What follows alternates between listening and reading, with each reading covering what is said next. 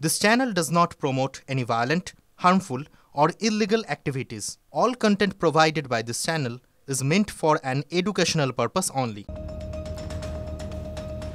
হাত বাড়ালেই জল পাসপোর্ট, ভুয়ো রেশন কার্ড, আধার কার্ড তো পাওয়া যাচ্ছে, আর অভিযান চালালেই এদিক ওদিক থেকে ধরা পড়ছে সন্দেহভাজন জঙ্গি। এসব দেখে আমার আপনার মনে একটাই প্রশ্ন কিন্তু বারবার উঠছে, তাহলে আশেপাশে যাদের দেখছি আমরা তাদের মধ্যে কেউ জঙ্গি নয় তো? তবে কি সন্ত্রাসবাদীদের নিরাপদ আশ্রয় হয়ে উঠছে বাংলা? এটাই সব থেকে বেশি করে সামনে আসছে।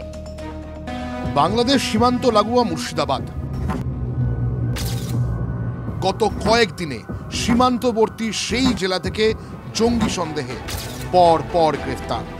তার ফলে প্রশ্নটা জোরালো হয়েছে, নবাবের জেলায় জঙ্গি মডেলের ছক কষা হচ্ছে, মানে শাখা বাড়ানোর। বাংলা অসম থেকে জঙ্গি সন্দেহে একের পর এক চালে উঠছে। এবার এরা লজিস্টিক সাপোর্ট পাচ্ছে কোথা থেকে? বাংলাদেশি জিহাদি নেটওয়ার্ক কিভাবে চলছে? আল কায়েদা উপমহাদেশ, জাগ্রত মুসলিম জনতা বাংলাদেশ, সেখান থেকে জামাতুল মুজাহিদিন বাংলাদেশ, আনসারুল বাংলা টিম, আনসার আল ইসলাম, আল্লাহর দল। গোটা বিষয়টির সমন্বয়ক হিসেবে কাজ করছে মেজর জিয়া, অর্থাৎ জিয়াউল হক। ভারতীয় গোয়েন্দারা মনে করছেন এই মেজর জিয়াকে যতক্ষণ না নাগাল পাওয়া যাচ্ছে ততক্ষণ এই স্লিপার সেলগুলোকে নিষ্ক্রিয় করা কিন্তু যথেষ্ট কঠিন। কেন আলোচনায় অপসারিত মেজর জিয়া? 2011 সালে বাংলাদেশে ব্যর্থ সেনা অভ্যুত্থান, অন্যতম অভিযুক্ত এই মেজর জিয়া। 2012 সালে ষড়যন্ত্রের অভিযোগে চাকরি যায় তার। সেনার চাকরি হারানোর পর আত্মগোপন করে সে। জিয়াকে ধরিয়ে দিলে 20 লক্ষ টাকা পুরস্কার ঘোষণা। 2013 সালে এবিটির প্রধান জসিম উদ্দিনের গ্রেফতারের পর জিয়ার নাম উঠে আসে। 2013 থেকে 15 5 ব্লগার, প্রকাশক সহ 9 জন খুন হত্যাকাণ্ডে জড়িত আনসার উল বাংলা টিম। চক্রী জিয়াউল। 8টি মামলায় মৃত্যুদণ্ডের সাজাপ্রাপ্ত জিয়াউল অধরা। সেই ফেরার জিয়াউলের এবার আত্মপ্রকাশ। মেজর জিয়া বেঁচে আছে দাবি করে তার এক বন্ধু একটি ইন্টারভিউ পোস্ট করেন সোশ্যাল মিডিয়ায়। জিয়া যে বাংলাদেশেই আছে সাক্ষাৎকারে তা স্পষ্ট।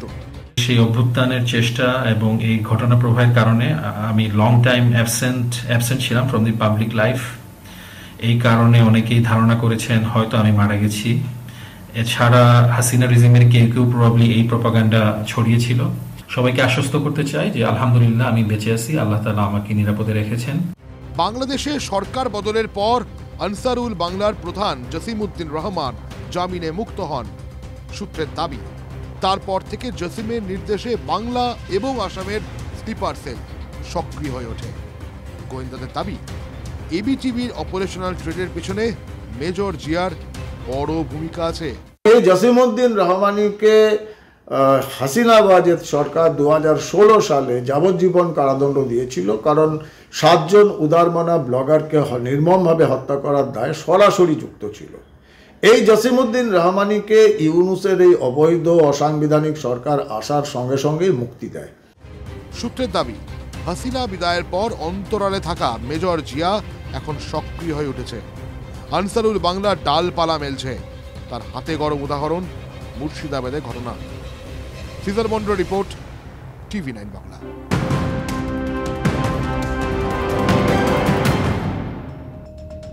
নজর রাখবো পরের খবরে। সল্টলেক সেক্টর 5-এ যুবকের দেহ উদ্ধারের ঘটনায় এবার নয়া তথ্য পাওয়া যাচ্ছে। পুলিশ সূত্রে ঠিক কি তথ্য সামনে আসছে কথা বলবো। আমাদের সহকর্মী রঞ্জিত এই মুহূর্তে রয়েছেন আমাদের সঙ্গে সরাসরি। রঞ্জিত, পুলিশ সূত্রে কি তথ্য পাওয়া যাচ্ছে, মানে সূত্র মারফত কি ঘটনার কথা বর্তমানে জানা যাচ্ছে? আপডেট কি?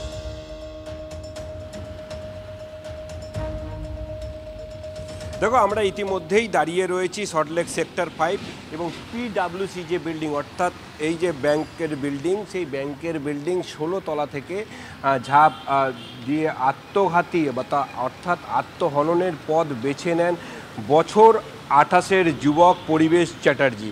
এবং সেই যে পিও প্লেস অফ অকারেন্স সেখানে কিন্তু ঘেরা দেওয়া রয়েছে।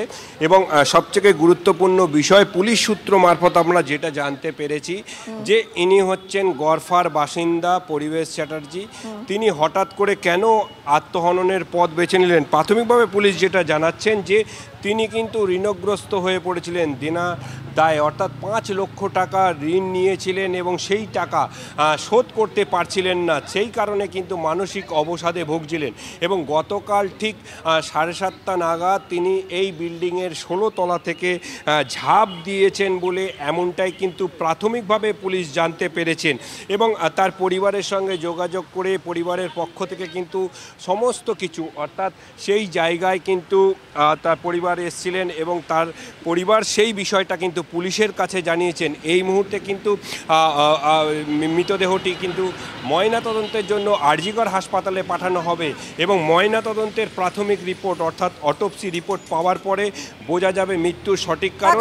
আর ময়নাতদন্ত বা অটোপসি রিপোর্ট পাওয়ার পরেই বিষয়টা পরিষ্কার হবে। অনেক ধন্যবাদ তোমায়।